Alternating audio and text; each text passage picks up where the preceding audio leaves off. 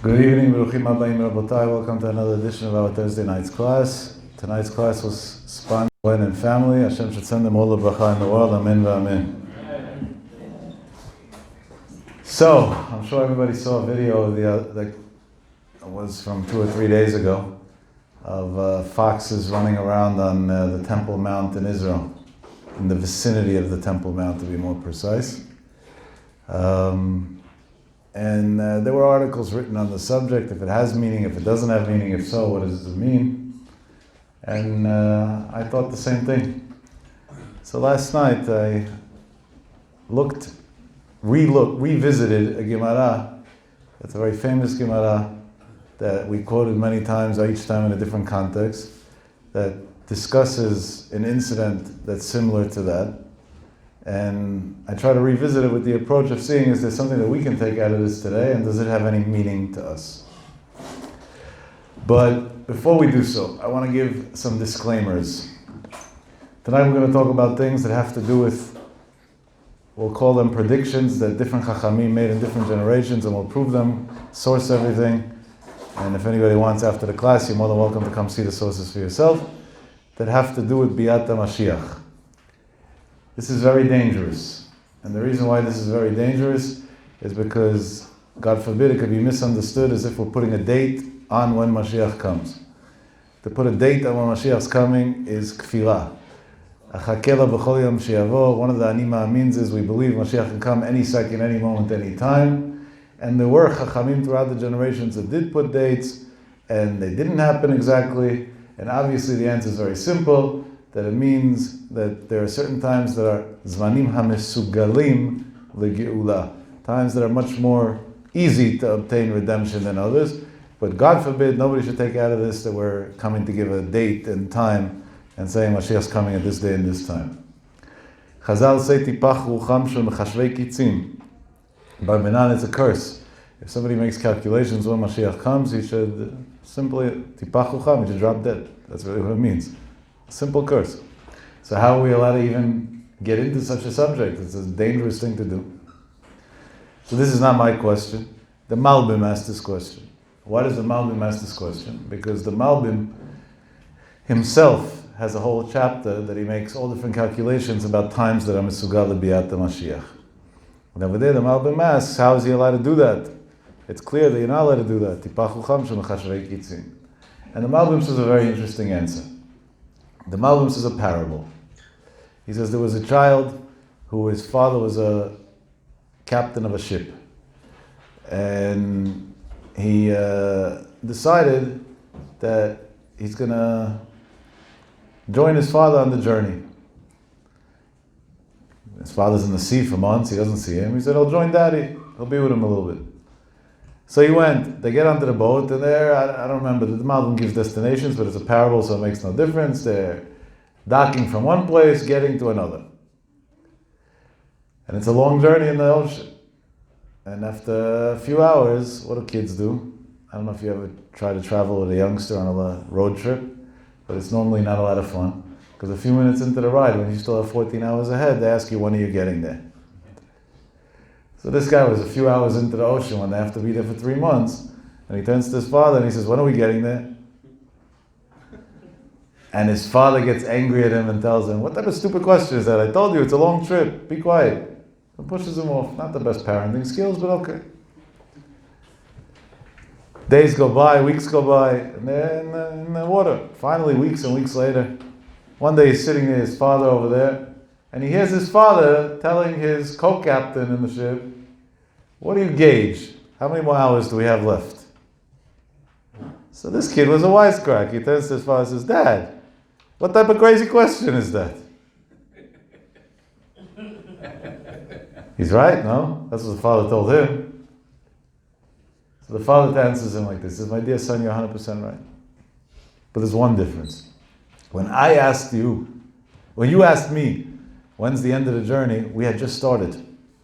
And at that point, it's an insane question to ask, when's the end? Yeah, a long way ahead, doesn't make a difference, when's the end? But when I asked my assistant, what does he gauge, how many more hours are left? It's because there's a few hours left. We're at the end of the journey already. At the end of the journey, it makes a difference when we're arriving. Everybody has to be ready.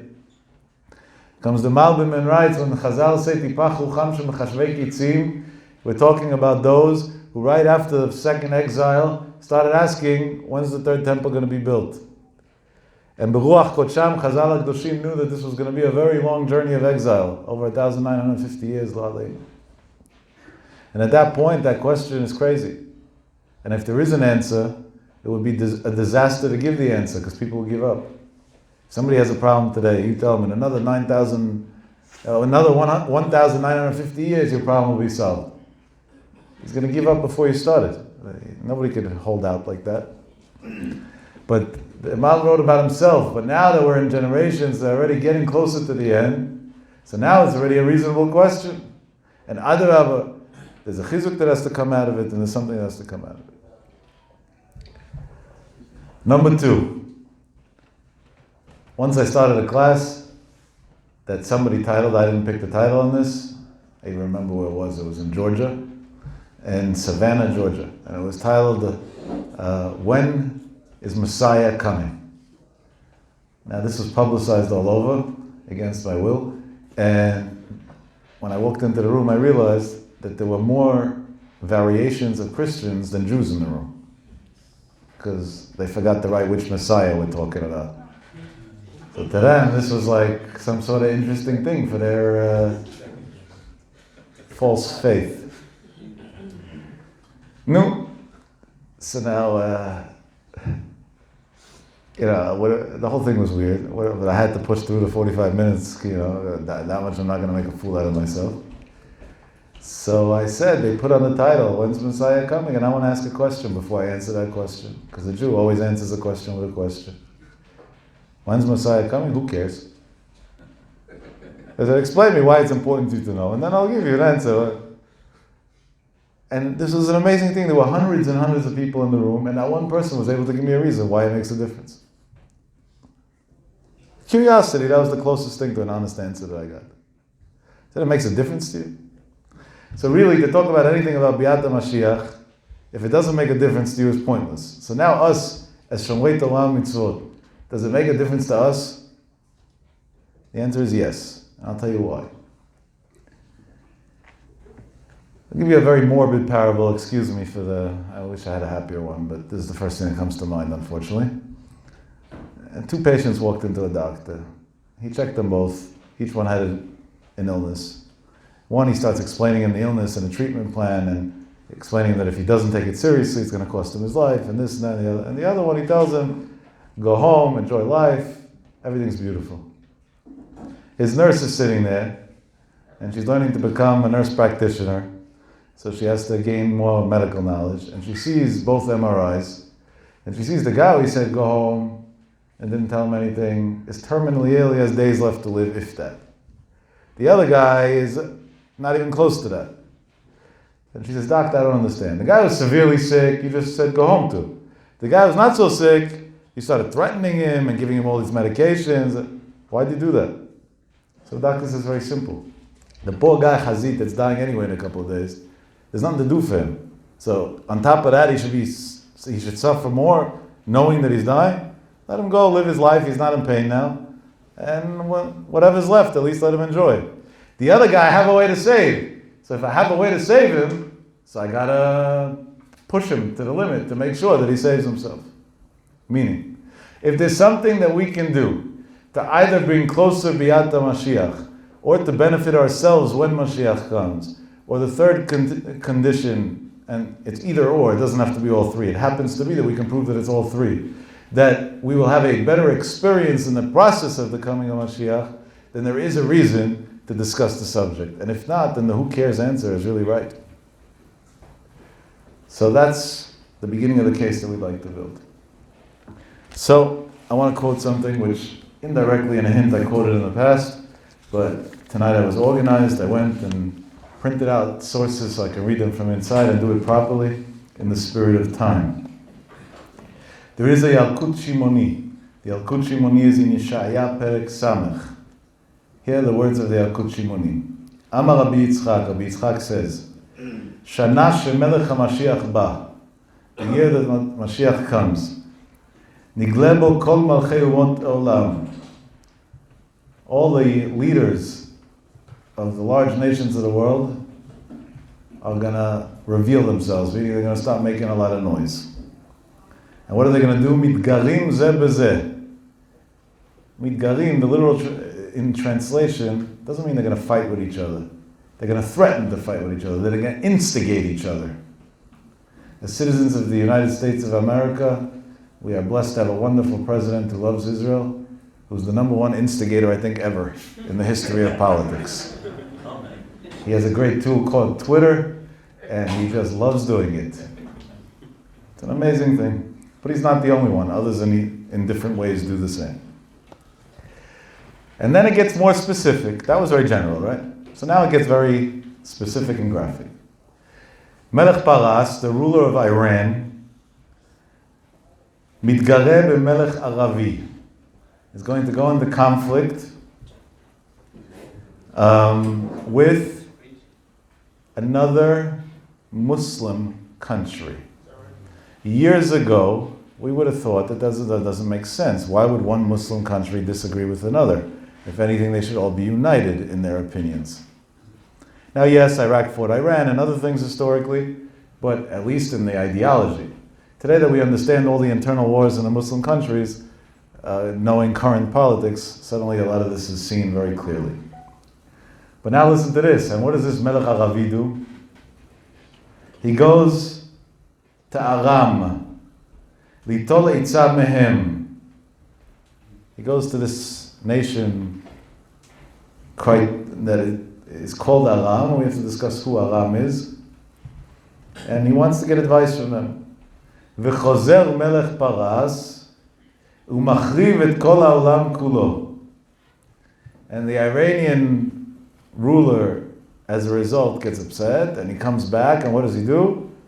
He destroys the entire world. Obviously, the Midrash doesn't mean it literally. It means he threatens to destroy the entire world. I'm sure every first grader knows from his current events class that the current dictatorship in Iran, as a result of some of the current situations and sanctions, are threatening that not only are they enriching uranium, they plan on using it. I'm sure all of us understand the meaning of that. Melech Paras, the king of Iran. וכל אומות העולם מתרעשים ומתבהלים ונופלים על פניהם ויחזו אותם צירים כצירי יולדה. And all the nations of the world are going to be extremely scared. You see how scared the nations of the world are of this threat. If the Europeans were able to make such insane concessions for the Iran deal that made no sense, that even a child who, Lo Aleinu, suffers from every disability in the world understands how insane that deal was. Obviously, they did it out of a lot of pressure. And v'omrim leichan navo v'nelech, leichan navo v'nelech. Where do we go? Where do we come? Meaning, how do we deal with the situation? No, sorry. Israel and Israel, the Jews, are also going to be scared. And the Jews are going to say, what do we do in this situation? And this is what's going to happen. Hashem is going to say, v'omer lehem banai al titrao. My children, you have nothing to be scared of. Kol ma she'asiti lo asiti ela b'shvilchem. Everything that I've done, I've only done for you. Mipnei ma atem mitayrim. Why are you scared? Al tirao, don't be scared. Higia zman geulatchem. It is time for your redemption. But the Yalkut continues. V'lo ki geula rishona geula achrona. Not the redemption, the final redemption is not going to be like the prior redemption. The first temple was destroyed, we had a redemption, but then it went into destruction again, and we suffered under the nations for all the years. But Geula Achona, the final redemption, Ein lachem tzar v'shibud malchuyot achrea. You will not have suffering or the turmoil of the nations afterwards, meaning it'll be the final redemption. I printed out a whole bunch of sources, which is not applicable to go through because I think you all know. But over the years, this Iranian threat was taken in all different ways by the nations of the world. Most recently, it heated up a whole lot.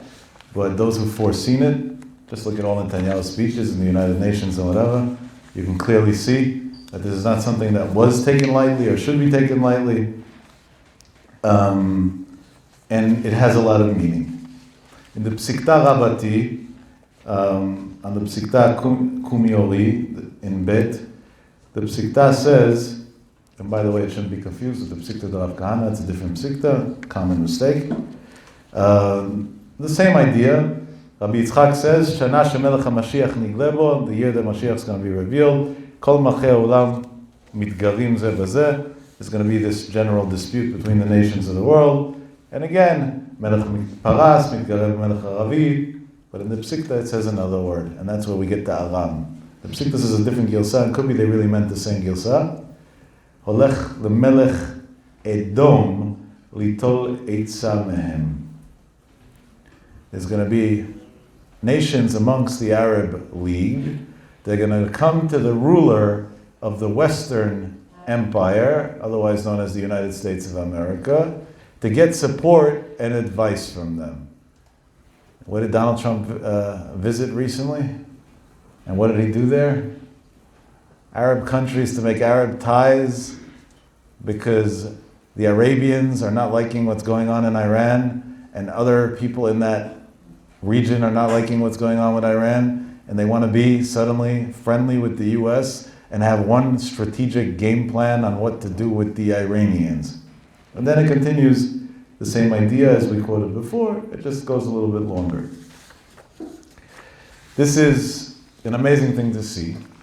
I don't know what the word Shana means. The literal translation means 1 year, but I don't know if it actually means a year or the vicinity of time, because this has been going on for a little while. You know, a God year could be longer than that. But one way or the other, a direct indicator to a Zman HaMesugal LaGeula is Shana Shemelech HaMashiach Ba Umot HaOlam Mitgarim over an Iranian dictator who's going to threaten to fight his own nations, meaning his own people that should have been his friends around him, and they will come running to the United States for assistance. And we've seen that happening clearly in front of our eyes. But maybe that's not specific enough, right? Because it could be general, right? It sounds pretty general. So what's the fight going to be over? What are they going to fight about? So I want to quote to you something that was written in a sefer. The sefer is called Kli Paz. Kli Paz was written by the Chacham and the head of Aram Tzova in the times of Marana Bet Yosef. His name was Rabbi Shmuel ben Avraham Lanyado.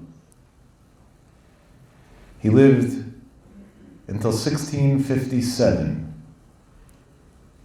So we're talking about something that was written many, many years ago, right?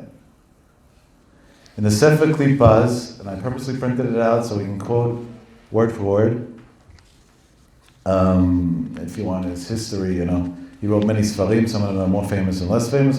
The Kli Chanda, that's extremely famous, everybody heard of that. And many others.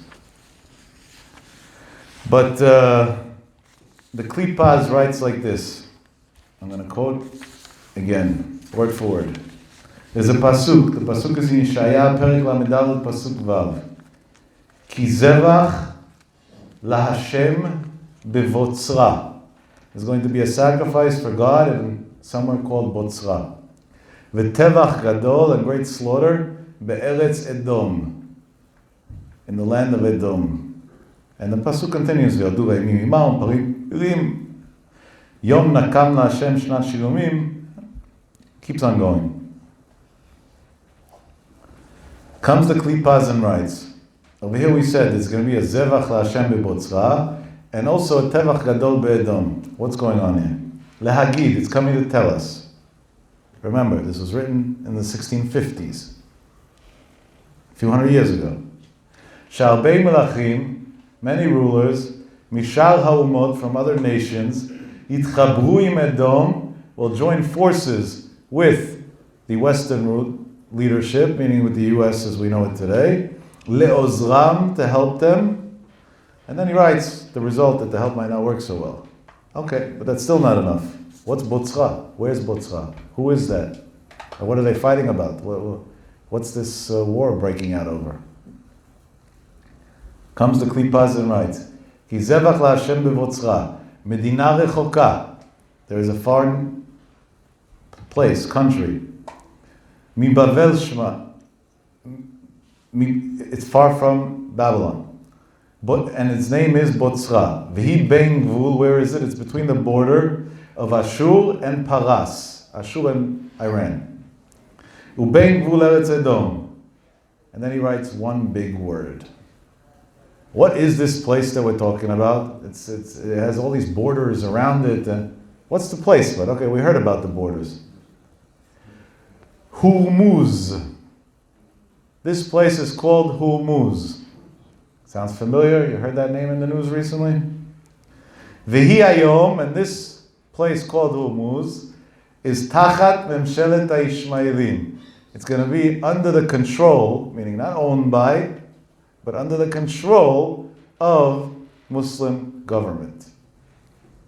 And then he continues and says, Ubaruch hayodea amitam shel dvarim. Blessed is the God who knows the truth of things. Ulai yeh derech sham, possibly through there is going to be hamilchama be'achrit hayamim, milchemet Gog uMagog. Meaning, what's going to be the war that's going to bring Moshiach? Comes to Klipaz in Yeshaya and writes, there's going to be a place that's going to be known as Hormuz, that's going to be bordered by Iran, that is going to be instigated by Melech Paras, and exactly that is going to cause a war, and that war is going to be the war of the final days, which is going to bring Melech HaMashiach.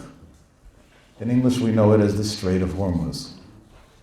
The Strait of Hormuz is bordered by Iran on one side, and then you got others on the other side, Saudi Arabia, Iraq in the back, Oman and others as well. The United Arab Emirates is the immediate other side. The other Yishmaelim, the United Arab Emirates. What happened in the Strait, in the Hormuz situation lately? We had oil tankers seized, right? You remember that? July 20th, 2019, it wasn't so long ago.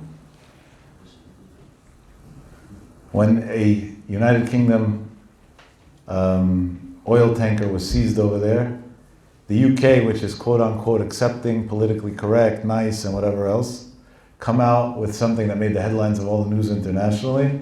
UK warns Iran of serious consequences for seizing oil tankers. Of course, Donald J. Trump loved that one and went and wrote on it all the way and took it as far as he can and told the world that, yeah, for sure, he would love to be part of this fun as well. That's pretty much what he said, right? I think so, no? That's pretty much what he said. I said that in politically incorrect words, but it wasn't far off. I want to put things into context. How in the world is a rabbi who lived over 300 years ago supposed to be able to know that there will be a place called the Strait of Hormuz? Iran will be its border. It will be under their control. They will cause trouble there that would instigate nations of the world to get upset and threaten to begin a war over it. And then on that he writes, Ulai, maybe that's what means the Milchama Achwana, the final war before Biat Moshiach. How's that possible? That's not human knowledge. There's no way that a human can predict such a thing in advance. Hundreds of years in advance. When the political map, climate, and the world at large, the way politics ran, was very different. So he said how he knew it. Baruch yodea mitam shel dvarim. Whatever that means, he must have got a Ruach HaKodesh or whatever. Hashem gave him the Ruach HaKodesh. This information. And we see it playing out in front of our eyes. So that means HaKadosh Baruch Hu is standing, waiting to say, Gi hazman gulatchem. And remember what it says by Rabbi Yitzchak when it talks about the Melech Paras. Banai al titrao. Hashem says, don't be scared. There's not a class that's supposed to be scary. No, not at all. Just the opposite. It's supposed to be the most encouraging thing that we could hear. Hashem clearly says, Banai al titrao. You're going to be safe. They're going to fight with each other. Let them do whatever they want, and you're going to be safe. And really, we see it. Israel's biggest concern in its security is Iran. And in reality, it's the least of its concerns. Because the world is loving the fight. Part of the world. Part of the world's hating it, but part of the world's loving this fight, and they're doing the job for us.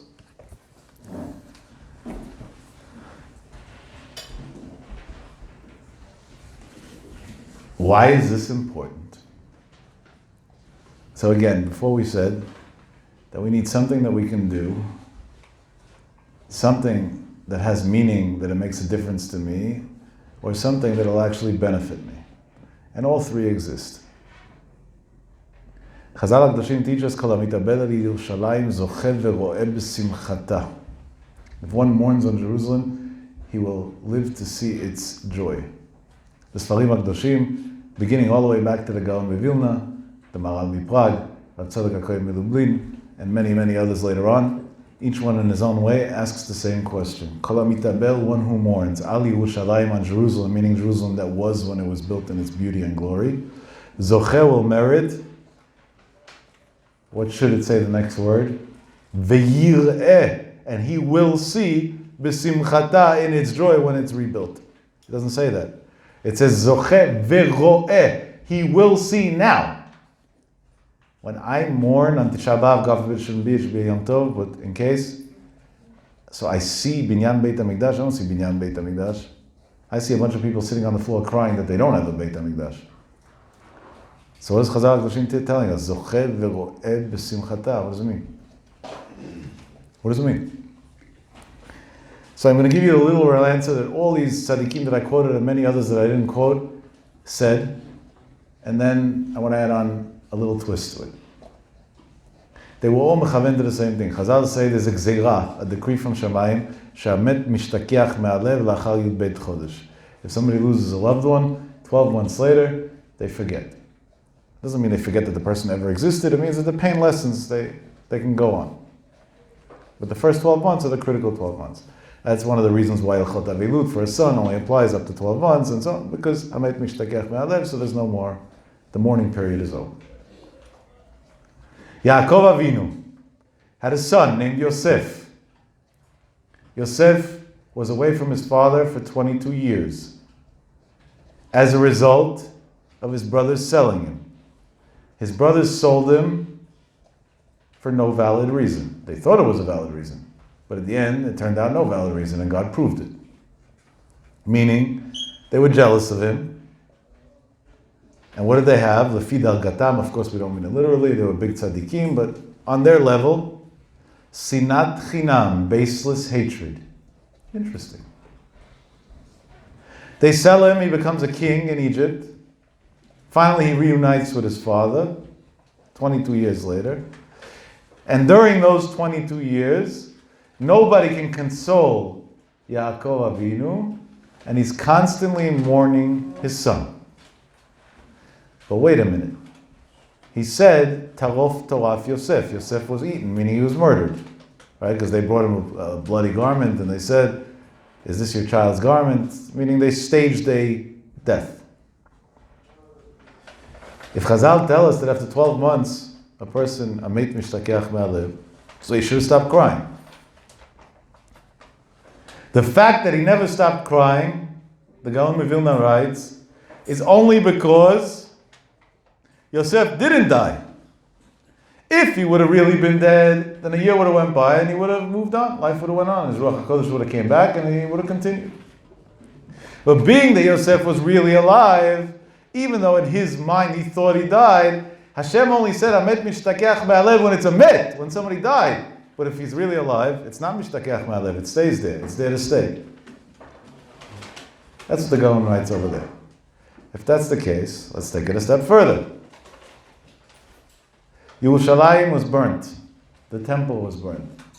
See, Hashem spilled his anger, like we spoke last week, Shafach hamato al eitzim ba'avanim. He burnt his own house for the sake of our existence, future existence. Right? That's what Hashem said it about himself. And the prophets wrote it clearly in many different ways. Did the Beit HaMikdash die or not? Did the Jewish flame die or not? Did the hope of Moshiach die or not? By the way, Chazal take it as far as saying as the menorah is hidden somewhere in the world, and the Ner HaMa'aravi, the candle that used to stay lit in the Beit HaMikdash, is still lit until today. So when the third temple is rebuilt, that menorah can come back with the same candle that never went out.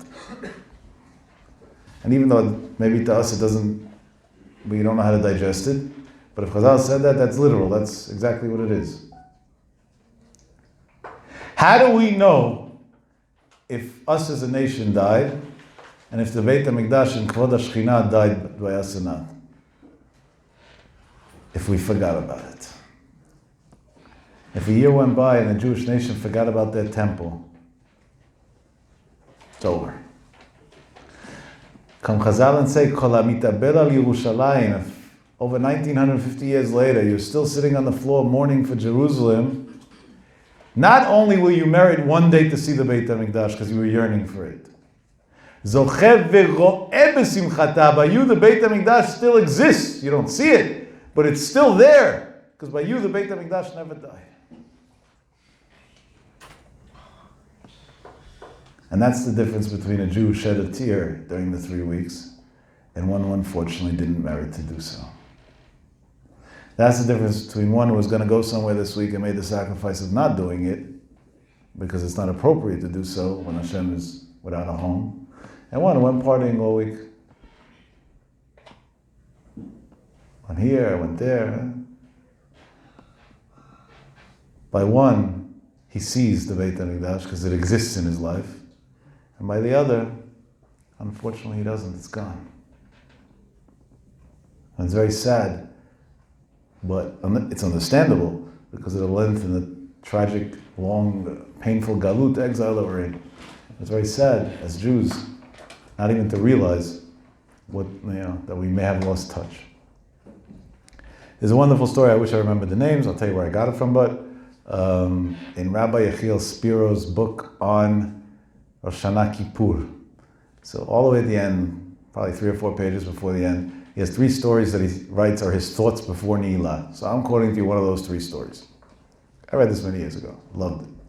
He gives the names and the exact details. Happens to be a story happened in Queens, but I don't remember the names and the exact details. If you want the exact sources, check over there. I think it's called A Touch of Purity or Touched by Purity. I don't know, everything by him is touched in one way or the other. And I gotta say, he touched my soul many times. I love reading his books. Great, great books. Great man, great writer, great books. Yes, I'm promoting it. No, I don't get kickbacks. But I am promoting it. Wonderful. A lot of chizuk you can get from it. Anyway, so over there he has a story. I'm giving you just a watered down version of it. That there was a young boy who was in an accident, I think it was. And later we should never know. It seemed like he had brain damage. And he was in a coma. He was brought into the hospital. He says the name of the hospital. He gives the exact details over here in Queens. And he laid there for a long time. I don't remember the exact amount, but it was a very long time. At a certain point, the lawyers, I think insurance, if you don't have a certain amount of brain activity, is allowed to stop paying. So the parents sometimes kick in and they pay because pulling a plug on a child is not a simple thing. There are many halakha questions with that as well. You have to ask a posek who understands medicine each time. And fine, but one day the doctor comes to the father and tells him, listen, the kid's been here for who knows how long. I see you here every day, sitting by his bedside, talking to him, singing to him, this, that. He's brain dead. There's nothing doing. He's never coming back. Stop disillusioning yourself. Stop costing yourself money you don't have. Stop ruining your life, your family's life, everybody's life. Besides, our hospital is not willing to keep him anymore. This is pointless. We can use this space to save other lives. It's just wrong. We're pulling the plugs. This is what the doctor tells the father. To the father, that's not a simple thing to hear, even though it's maybe practical, unfortunately, tragically, but it's not easy for a father to hear such a thing. And he tells the doctor, when do you want to do it? He says, on my end right now. He says, you can't, I'm not ready for that. The doctor says, I understand that. I'm aware of that. Therefore, you got 3 days. You believe he's coming back. If he comes back, he'll come back within those 3 days. If he doesn't come back within those 3 days, after all the months he was here already, he ain't coming back. And at that point, we got to do what we got to do. Those 3 days were the longest 3 days this father ever had. Every minute that goes by and his son's not waking up for obvious reasons is 1 minute closer to making peace with the fact that his son is no longer alive. And nobody should ever need to make peace with such a fact. Hashem should watch over us. And almost the entire 3 days are gone. There's an hour left before his time frame is over. And he knows the plug's going to be pulled. and he goes in to say goodbye to his son. And he goes in and he holds his son's hand, and when he holds his son's hand, son's out, doesn't really feel much or anything, at least based on our limited medical knowledge. He says like this, "My dear son, I believe that you might be alive. The doctors believe that medically you're dead. They have to do their job. I had to do my job. I fought as long as I can to try and keep the hope that you'll be alive. But in 1 hour, they are going to win." And then he says these words, "If you're alive, there's only one way that we can possibly beat the system and keep you alive. And that's if you show a sign of life. The sign of life that you can show is please squeeze my hand." Quiet. Nothing. A couple of minutes go by, the clock's ticking, and the father goes through the whole speech again, and this time just with a little more emotion and passion and tears, he says, "My son, this is the last chance. It is what it is. If there's any hope, there's only one way to do it. Please squeeze my hand." And suddenly the father feels something in his hand. His son's hand getting tighter around his. He dashes out of the room, runs to the nurse's station and says, "See, I told you all along, my son's alive. He just squeezed my hand." And the nurses, they don't laugh. They start crying. Like they pitied the man. Poor guy knows his son's dead, so he's starting to have fantasies already. Because to them, medically, there was no hope. But out of respect, they call the doctor, they tell him what he said. The doctor comes down, and he says, "Sir, how do I have no way to prove that. The monitors don't show any difference. Nothing shows anything different." He says, come with me to the room, you'll see." The doctor said, "That I'm willing to do.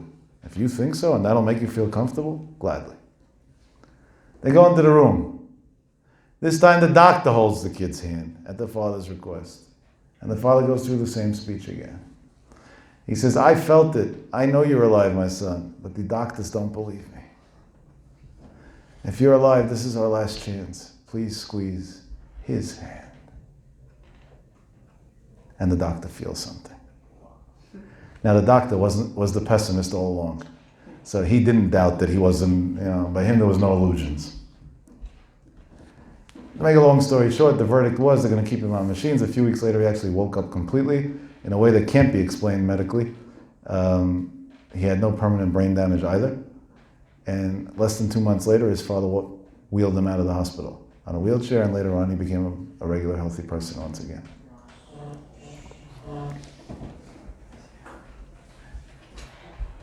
If I had to put into words, not that we can, what God's telling us before Tisha B'Av Shechal B'Shabbat, it's exactly that. He says, "My dear children, it's been 1,900 and somewhat years, and you've been in a coma. Sinat Chinam, Avodah Zarah, Gilui Arayot, Shfichut Damim, Machloket, Lashon Hara, everything. But I want to redeem you. And this is the chance. This is the Zman of Geulah. So if you're still alive, if there's still a spark, I want you to do 2 things. Love another Jew and show me that sign of life. Do one more thing. Kavyachol, squeeze my hand." And that's exactly why it's so important to discuss that we're holding it as Manam Sugala Geulah, that there never was in the history before like it, because it's in our hands to Kavyachol squeeze God's hand and make this miserable exile finally come to an end. And that's why Chazal continue and say, but somebody who's not mitaber al Yerushalayim, if you don't care about Jerusalem, unfortunately, you won't merit to see Moshiach. Somebody told me today in the morning, in a very pessimistic, negative way, that he has a friend that he considers insane. So I said, "Why do you consider him insane?" So he said that he doesn't know if he even puts on tefillin in the morning, but suddenly in the 9 days he doesn't drink wine and eat meat. I said, "Guess what? I don't consider it insane. I consider it very beautiful." I said, "I don't think that it's right not to put on tefillin. Hashem should help. You should put on tefillin a second earlier and give me his phone number. I'll influence him to do so. But I do think that if even a Jew who doesn't put on tefillin still has a feeling inside their heart for Jerusalem, that during the 9 days, they won't round it off, and they won't eat meat, and they won't drink wine, he's still alive. He's one of those Jews that's going to see Moshiach. Maybe even before many others that quote-unquote behave otherwise. There's still a life to it. If you want to know how absurd this idea is, this is not a unique case of a person that's like that. There's a not kosher restaurant chain. I'm not here to promote not kosher food, so I'm not going to say a name, but a very famous chain. It's on every corner. One of the things that they're known for is their French fries. They sell many things that are deep fried, amongst them bacon strips and many other non-kosher foods. A man called me up on, I think it was Monday evening this week. Yeah, Monday evening. I even remember the time. That's how crazy this was. And he tells me, Yaakov, I have a halakha question. Somebody gave me your number and said, you know these type of halachot. After the question, I understood why he was sent to me. I just went to this and this fast food chain. And I bought French fries. And I got into my car and I'm about to eat them. And I suddenly realized that they're fried together with bacon strips. So his question wasn't if it's kosher or not. He says, it's the 9 days and I don't eat meat in the 9 days. Can I eat the French fries? That is basar v'chalav ta'arov and nivelot, trefot, chazir. All that never crossed his mind. And when I asked him, why don't you ask about the pork that was fried in that oil? He said, no, that's not my custom. I don't keep that part. Now, obviously, his priorities might be kind of off, right? You should keep kosher first. But to one person, they would say, what type of crazy person this is? Like my friend told me this morning. And to me, I saw such beauty here. Here's a Jew that even basar v'chalav, he doesn't keep. Even the basics, the aleph beis, he doesn't keep. It's probably not his fault. He's a tinok shenishba. But something he heard from his grandmother that there was a temple and it was destroyed and there's 9 days that there's no meat. And it's worth it for him to call a friend who's going to give him a number of another person, to call a total stranger, to ask him, can I eat the French fries that I bought in the non-kosher establishment? Because the Jewish spark is still alive. And the Beit HaMikdash is still living amongst the Jews, even though it doesn't seem like that.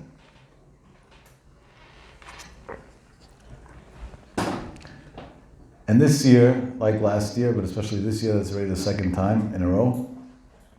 And Shabbat comes out on Shabbat, and it's an idche, besides the halacha implications. There's another thing. Ilmalei shavui shtei Shabbatot miyad nigalim, Chazal say, if Am Yisrael would keep 2 Shabbatot, they would be redeemed immediately.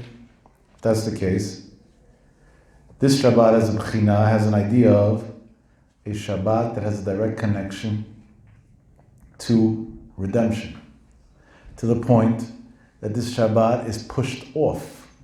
It pushes off the fast. Right? We fast Saturday night even though it's already Yudav. Because on Shabbat we don't. That means Shabbat has in it the idea of redemption. So we're already entering a stage that we're in the process of part of redemption. Now it's just a matter of putting on the finishing touch. And that's in each and every person's hands. Mashiach's not coming because of great heroes. Mashiach's coming because of a simple boy and girl that took one tiny step closer to God. Great heroes, they get a lot of fame and there's nothing left to it. No L'Shem Shamayim, no nothing. Big events, speeches, no, zero. But that one person who took one step, and a tiny step, nothing, a tiny step, closer to Hashem, it's a game changer. Game changer. Unbelievable. I walk into somebody's office this week. And I was speaking to him about this. There's a Jew who doesn't keep anything. Even Kippur, he doesn't fast, nothing, 0, 0, 0.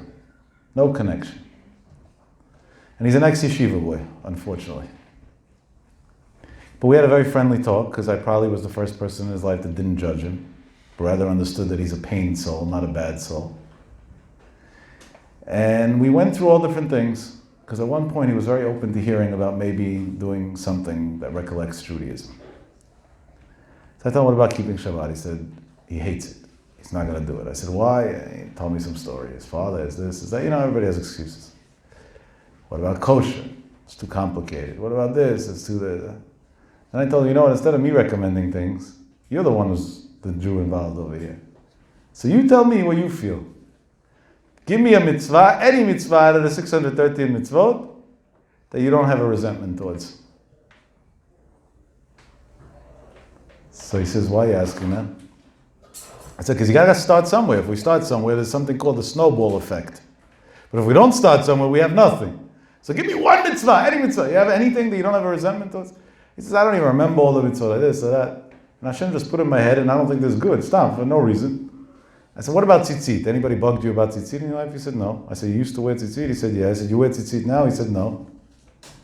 I said, would it kill you if you wore tzitzit? He said, no. Would it be hard for you? He says, in the summer it's a little bit hot. I said, I'll get you undershirt, cotton, lightweight, whatever you want. So not only that, I'll have it done in New York, tied right now, special for you, because I want to make sure it's avodat yad and the best strings that exist, and Ubered straight to you 140 miles away. That was a $500 pair of tzitzit, by the way. Yeah, I did it. I wasn't joking around with the guy. So he says, I'm willing to do it. I'm willing to do it. I said, but not because I said, because you understand that you should do it for you and it's the right thing to do and you're doing it from your heart. He said, yeah. I said, okay, give me the address over here at the office that I'm in. You'll have in 2.5, 3 hours, about 4 hours maybe, I don't know what the traffic's going to be like, you're going to have tzitzit. Uber's bringing it to you. Straight from Brooklyn. Wasn't it an amazing thing? This guy's not a youngster. I call everybody a boy, a kid, because the pasuk says, Kina Yisrael v'oaveu, Hashem shall help you, should always feel young. Well, we're talking about a well-accomplished man who's elderly. Ex-yeshiva boy. I called right away my friend in Brooklyn, and who I trust, and I told him, get strings, niputz lishma, the best, all the chumot, things that we don't keep, I told him to do. I said, if he's doing one mitzvah, at least that mitzvah should be right.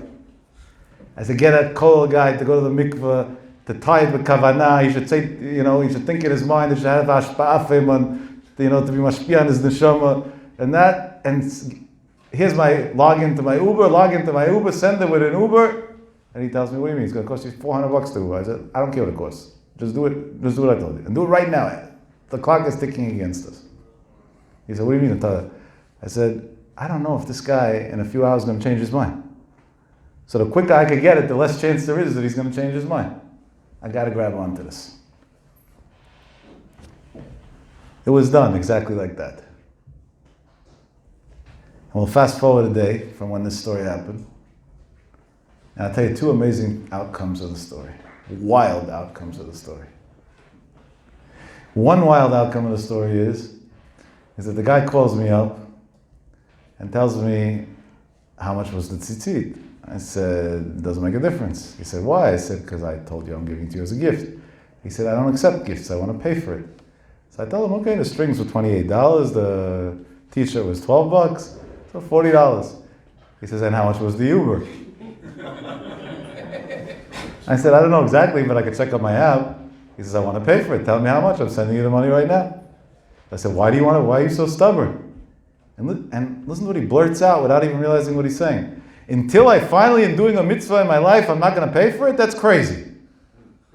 As soon as he said those words, I said, I got this guy.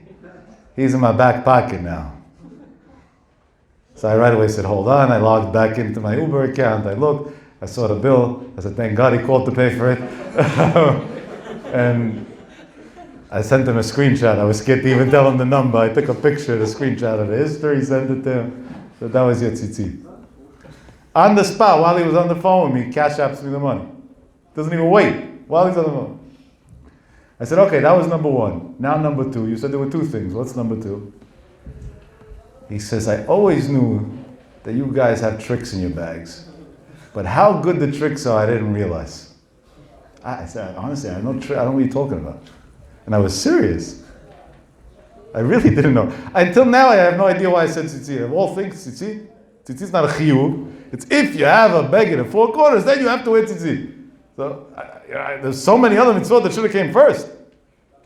Al pi halacha, meaning I didn't do the right thing at all. He tells me, let me tell you, I got the tzitzit. And at that point I already changed my mind. I wasn't going to put it on. But it was delivered to me by a New York license plate Uber. He said, not only that, it happens to be, it was a nice car. It was a Caddy Escalade. That was a VIP ride, this tzitzit guy. Must have been really holy. He says, and this is the sight that I see. A gentleman coming out of a Cadillac Escalade, walking up to me, handing me a little bag, saying, I don't know what's in here, but it was very important to somebody to send to you. I had already decided before I'm not putting it on. I said, it was a spur of the moment. I told you I'm going to do it. And then I said, wait a second. If it was important enough for him to call somebody in Brooklyn, to pull a favor, to get something made for me, custom, special, exactly the way I want it, exactly the way I like it, that should be the best for me. And then send it with a driver in a fancy car, and all the way to where I live, there might be something to it. So let me try. If I don't like it, I can always take it off a minute later, big deal. Let me try. So I went into my room, I took off my shirt, I put on the tzitzit. This is the first time, and I forget the exact number, but over 30 years, I think he said 32 years, that I did anything Jewish. I put on the pair of tzitzit. He said, and I'm a yeshiva boy. I learned once upon a time, so I still remember Torah. A couple hours went by, and it was very dark outside. And at night, you don't have to wear tzitzit. And I said, okay, my promise is fulfilled. I'm taking it off. And I come to take it off, and I feel like as if I want to pull the heart out of my body. There's no way I could do it. And he says, and last night I slept with the tzitzit. And this morning it went off when I went to the shower, I put it right back on. He said, now listen to the crazy thing. So I come into the office, and my personal assistant brings me breakfast, and it's eggs with some not kosher food. And I'm about to take a bite, and I feel the strings pressing against the belt of my, my waistband. And I say to myself, you're wearing tzitzit and you're going to eat not kosher? It's not respect for the tzitzit. Take them off and then eat the not kosher. It says, and I come to take it off, and all I see is you making phone calls to get a guy to make it for me, telling somebody to go to the mikveh, and he puts lishma, this, that, all these ideas that I don't know, and a Caddy Escalade delivering it. And I can't take it off. And I push the breakfast away. He said, so I'm calling you now, besides for paying you back, which I did already, to ask you for a favor. We had a deal on one mitzvah. Save me here. I'm going to be Orthodox before the day is over. I told him, I'll tell you the truth. That's a department I don't know how to do. Maybe you should find somebody else online that could help you with that problem. That's called mitzvah goreret mitzvah. Chazal HaKadoshim say that the koach of mitzvah tzitzit is to turn somebody around from side to side. Bayasan Binyan Yom Kippur, before Nila, I look for the new boys that came Kippur that forgot that the whole year is a shul. And I don't go to them about anything. I go to them with a pair of tzitzit. Why? Because Chazal says, Shkulat tzitzit keneged tayag mitzvot. That means, it's not that it's as if you kept all tayag mitzvot. It has the ability to influence you spiritually that you'll end up keeping the whole tayag mitzvot. And obviously Chazal don't need any proofs, but this week I saw a live example. But I also saw a live example to Ahavat Yisrael. Is what I did rational? No, it's insane. I could have FedExed it to him overnight, $20. Guy didn't put on tzitzit 31 years, so he wouldn't put on 31 years in 4 hours. I could have went to the local Chabad house and took some b'diavad, and not that I have anything against Chabad, I love Chabad, let's make that clear, but and took whatever tzitzit they give out for free, the $6 tzitzit, and give it to him. Brought it to him 5 minutes later. I said, if he's already doing a mitzvah, let it be the best. And let it be the quickest possible under the circumstances to get it to him. And let it be done in a way that we know for sure it's a mitzvah and not a sin. If you're wearing tzitzit and the strings aren't avodat yad, then it would be better that you wouldn't wear tzitzit, because now you're doing a sin, you're wearing dalet kanfot. And when you do something from your whole heart, Hashem says you're willing to give your heart and your money and your time and your effort. So that in Shamayim turns the world upside down. That megalgilim zchut. So now there's a zchut for this person that mitzvah goreret mitzvah, they should be able to do the next mitzvah. And in the Sfarim HaKadoshim, amongst them the Shlar HaKadosh, the Seder Hayom, you could look on Tisha B'Av and others, they clearly write that they don't understand why people are busy sitting on the floor. Instead of sitting on the floor, if they would actually do something proactive to bring the Jews closer to God, then we wouldn't have to sit on the floor. And that's why a day before Tisha B'Av is a time of Cheshbon HaNefesh. What did I do to contribute to the growth of Torah in the world in the past 12 months? And if I don't have what the answer to that, what will I be doing to contribute to the growth of Torah in the next 12 months? Because that's what it all depends on. That's what it narrows down to. And briefly, let's go to the Gemara about our fox. So we walk away with the fox video explained. So the Gemara is the end of Masechet Makot. It starts Daf Chaf Daled Amud Aleph, finishes the last Amud in Makot, Chaf Daled Amud Bet. The Gemara says, כבר היה רב גמליאל ורב אליעזר בן עזריה ורב יהושע ורב עקיבא מהלכים בדרך. These rabbis were walking, ושמעו כל המונה של רומי מפלטה ברחוק של 120 מיל, 120 מיל, the Gemara says, by the way. They're walking and they hear the noises of laughter and celebration of the Romans 120 miles away. These three rabbis, Rav Gamliel, Rav Eliezer ben Azariah, and Rav Yeshua, start crying. Rabbi Akiva misachek. And Rabbi Akiva is laughing, he's smiling. Amrula, they told him, meaning Rabbi Akiva, the Tanaim told Rabbi Akiva, Mipnei ma ata misachek. Why are you laughing? What's funny? Amar lahem, they said, ואתם מפני מה אתם בוכים? And you, why are you crying? Pause. In the Sefer Bekat Mordechai, Baruch Mordechai Ezrachi Shlita, Hashem send him a far shleima and a long life. Baruch Mordechai writes an unbelievable observation. Rabbi Akiva here sent a message for all the generations.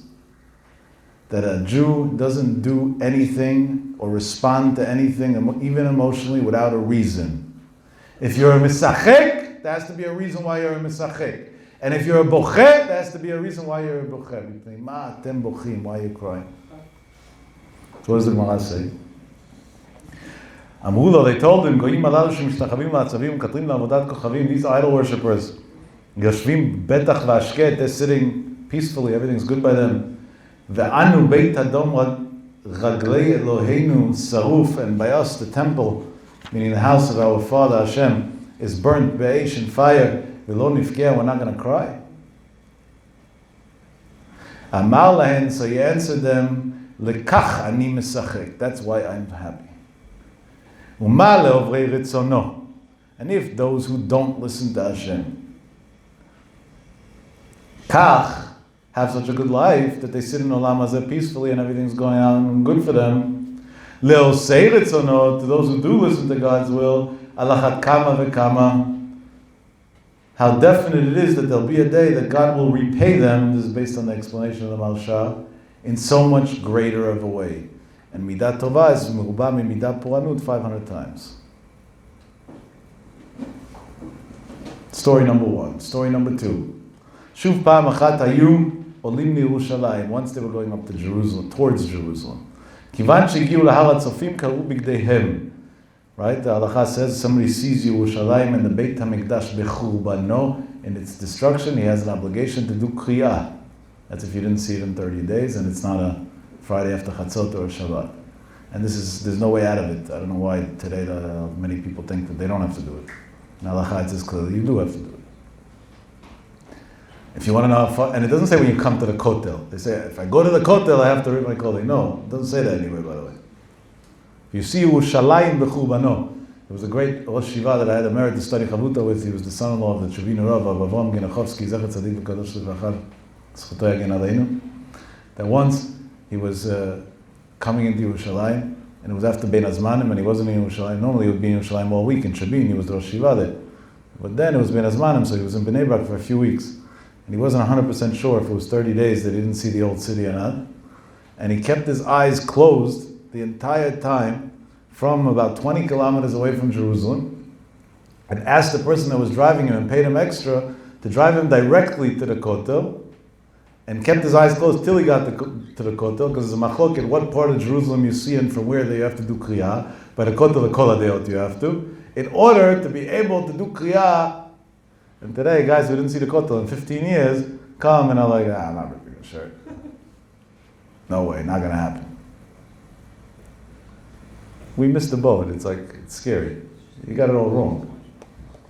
Now, yes, there are ways around it in halacha. If you make your clothes hefker, for example. I was once on a bus leading a tour in Israel, like Bowman, and we went to the Kotel. I told the guys the chiyuv kriyah. So the guy said, "Okay, I'm making my clothes hefker." So that night when we got back to the hotel, I went to the boys and said, "Give me your clothing." I said, "What are you talking about?" I said, "You made it hefker and I acquired it. It's mine. You're stealing. Give me your clothing." One guy had a Gucci belt, the other guy, there was good stuff there. I said, "What are you talking about? We didn't mean it." I said, "You didn't mean it, so go back to the Kotel right now, rip your shirt and do tshuva." So who are you fooling? What, do you think you're fooling God? What are you doing over here? Maybe there's other solutions. Some people go Rosh Chodesh, Yom Tov, Friday, Shabbos, whatever, and then Al Pi Halacha there's no available, so you don't do Kriyah. But Motzei Shabbat before Chatzot and other times. But if you don't go, then it's a serious subject, right? So they get to Har HaTzofim and they rip their clothing. Kedina ro'et Yerushalayim b'churbanah, they have to do Kriyah. Kivan she'higiu lahar habayit, and they got close to the Temple Mount, ra'u shu'al sheyatza beit kodshei HaKodashim. They saw a fox coming out of the direction of the Holy of the Holiest on the Temple Mount. Itchilu heim bochim, we see the same story again. They started crying, Rabbi Akiva mitzachek, and Rabbi Akiva is smiling, or laughing. Amru lo mipnei ma ata mitzachek, why are you laughing? Amar lahem mipnei ma atem bochim, why are you crying? Same thing again. Amru lo makom shekatuv bo, a place that it says in Bamidbar, Perek Aleph, Pasuk Nun Aleph, V'azar hakarev yumat, that even if somebody is not a Kohen, and he goes there, he could die from it, or have a chiyuv mitah. V'achshav shualim ilchu bo, and now we see foxes going there. V'lo nifkeh, we're not going to cry. Of course we're crying. It's a very sad thing that we're seeing there. Amar lahem, so he told them, lekach ani mitzachek. That's exactly the reason why I'm smiling. Why? Tichtiv, because it says in the pasuk, it's in Yeshaya Perek Chet Pasuk Bet, ve'aida li eidim ne'emanim et Uriah kohen ve'et Zechariah ben Yevarechiyahu. I'll have these people, and the question is very obvious. U'ma'inyan Uriah itzel Zechariah.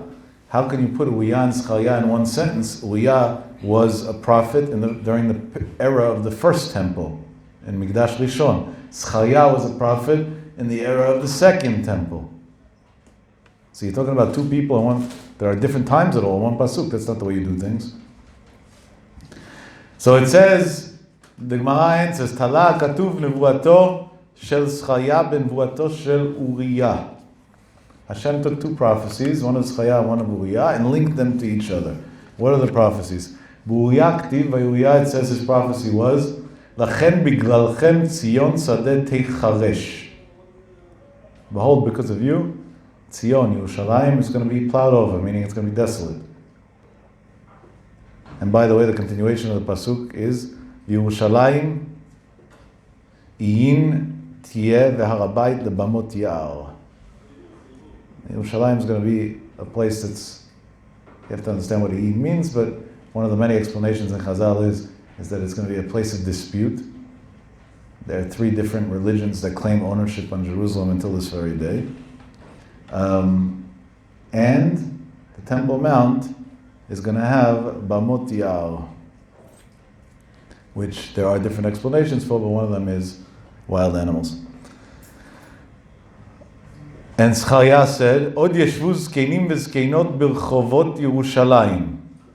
Zkenim v'zkenot, there'll be a day that the old people will sit in the streets of Jerusalem, and by the end of the pasuk is v'ish mishanto biyado me'rov hayamim, and they will be holding canes from age, meaning they'll live forever.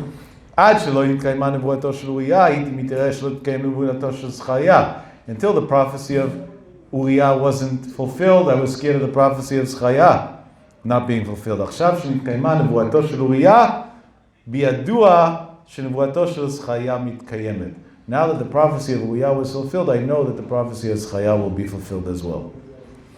Balashon hazeh amula, the Gemara concludes, with this language they told him, Akiva nichamtanu, twice. Akiva, you consoled us, Akiva, you consoled us. I want to make, there's so much to talk about this Gemara, we're way out of time. Just two quick observations. One is, on the first story, they didn't tell him Akiva nichamtanu. Only on this story they said Akiva nichamtanu. It's interesting, you have to know why. Number two, and this is really where I want to go with this. Rav Akiva said that until one prophecy didn't happen, I didn't know if the other prophecy will happen. Wait a second. Isn't it mikarei emunah? The Rambam writes you're not bikois if you don't believe that kol divrei anviim emet, that everything that the prophet said will be true. Rav Akiva needed a proof to see that a prophecy happened. Doesn't make any sense. Because I knew this prophecy, now I know that. But what's one after the other? He didn't have faith in the prophecies? And what about all the other nevuot in Chazal? What does he have to see to believe those? This question all the Mefarshim ask, beginning from the Rishonim. The Maharsha makes a very big deal about it. So too the Khatam Sofer, the Gaon, and many others. And one of the many answers, there are many answers on this, but one of the many answers is a very deep answer that the Gaon Vilna writes in the Sefer called, it's not him himself writing, it was written in his name, in a Sefer called Imrei Noam. And the Imrei Noam, there was Talmid HaGra, wrote a Sefer from the Torah of the Gra, it's mainly on Masechet Brachot, but there's other stuff there as well. The Gaon explains the Gemara like this. Talah katuv. Hashem said one has to do directly with the other. What does that mean? HaKadosh Baruch Hu said, if you want redemption, the way of redemption is through Tzion Sedet Techerash, it's through the birth pains. It's through the suffering and the struggle that's going to come before it. So when the Chachamim saw a fox coming out of Beit Kodesh HaKodashim, they said, disgusting. The Holy Temple Mount, that's what it got to? And they were right. And they cried. And not only did they cry, Rabbi Akiva cried too. And what's the proof? Because when it says that they ripped their clothes, it doesn't say Rabbi Akiva didn't rip his clothes. He ripped his clothes too. So that means he was mourning with them on Chuban Beit HaMikdash. That was unanimous. Everybody agreed to that. But Rabbi Akiva told them that I see a step deeper over here. When I see the destruction, the greater the destruction, the closer the redemption. So I see the beginning of the process of Geulah happening over here. And the Khatam Sofer adds on even more than that and says, I see a great blessing as well, that God said we'd leave the land desolate until the Jews come back. Because he doesn't want the Holy Land to be utilized and others to get benefit from it, that are Yishei Israel, that are evil people that don't have a connection to Klal Yisrael.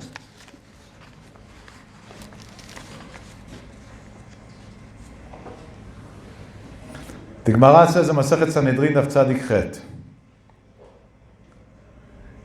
Ve'amar Rabbi Abba. Rabbi Abba said, an interesting thing. What's Ein lecha kates meguleh no, Ein lecha kates meguleh mizeh.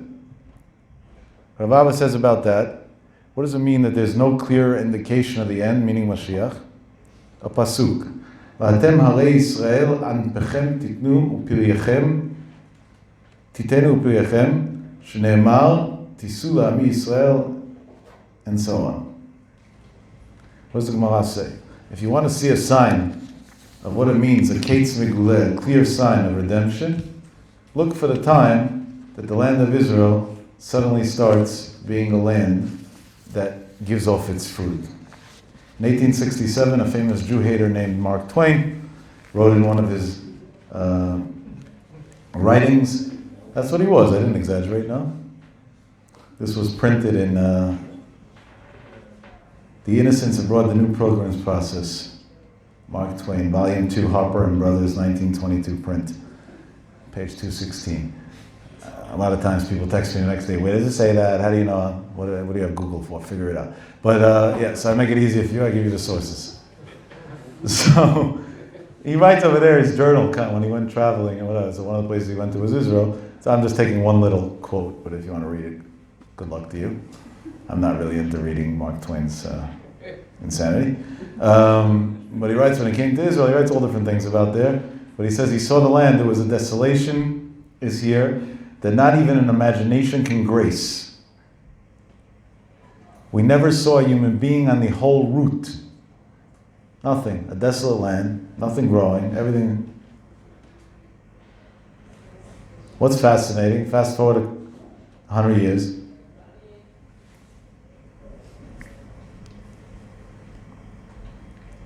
In the Junior Encyclopedia, under the subtitle Agriculture, look at where agricultural products come in the world. Israel. A large percentage of the agricultural world. And not physically, obviously there are places that have much more territory that grow much more, but the patents used in growing, most of the irrigation of all agriculture in the world is an Israeli patent, by the way. Fertilizer, there's no limit. The sky's the limit to what the Israelis invented when it comes to agriculture. So the encyclopedia writes an unbelievable thing. It is remarkable, considering that most Israelis who migrated from abroad had no agricultural experience, and that much of Israel's soil is too rocky and too dry to grow. So you're in a desert, you don't have normal water sources, you can't grow anything, you have a land that was desolate, that was hard to even find people along the route, and come a few Jew boys in 1948 and settle the land, and suddenly it's growing and has a remarkable agriculture export in ideas and in physical product, and it's beautiful. Israel's known for Jaffa oranges. Has great food, right? You go to Israel for a week, you gain 10 pounds. Unbelievable thing. It happens every time.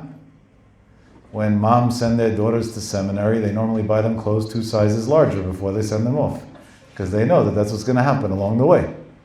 The wonders of Israel.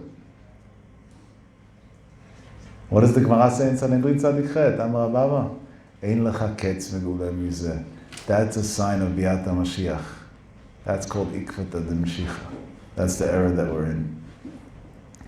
Comes the Zohar Kadosh and writes, Be'elef HaShishi, in the 6,000 series of years, V'lo b'sofo, and not at the end of it, Mashiach will come. The series of the 6,000 years started in the year 5,000. We're in the year 5,779. We're 3/4 of the way through. Be'elef HaShishi, V'lo b'sofo, in the 6,000, and not at the end of it, Yavo HaGoel, Mashiach will come. By the way, that's the Zohar Chadash of Breshit, Chaf Aleph Amud Bet. It's also brought down in Otzal Zohar and Geula. I think we concluded tonight a very simple thing, that if we want, and that it's contingent on that, it's only if we want, Mashiach's waiting to show up. He's just waiting for somebody to care enough to want to accept. It's like if I want to get from here somewhere else and I don't have a car, so I need a ride. If you're willing to give me the ride, I'll get there. If not, not that I don't want to go. I just won't be able to get there, which I do. I have no way of getting there, I have no ride. Simple, no? So Mashiach's somewhere and he's waiting to come. He just needs a ride. And that ride is us taking one step closer to Hashem. And then that ride is us caring to spread the message of Hashem further to other Jews in the world. And to be machzik Torah and velomdea, and to allow those who study Torah, who their light sheds purity on the entire world, to continue. HaKadosh Baruch Hu should help that still tonight should be be'elef hashishi v'lo b'safo, that Mashiach Tzidkenu should come b'meira v'yameinu. Just one technical announcement, Be'ezrat Hashem B'li Neder, Shabbat Kodesh, I'm here in Queens, and then I'm going to be staying for Tisha B'Av. Hopefully it'll be Yom Tov and we'll all be going to Jerusalem. But if not, we'll be here in the Shul for Chizuk Torah V'Lomdea, that we should be able to have at least some glimpse into Chuban Beit HaMikdash. There'll be schedules posted on the groups of both Shabbat and the Tisha B'Av classes. Tisku Shanim Rabot, we should see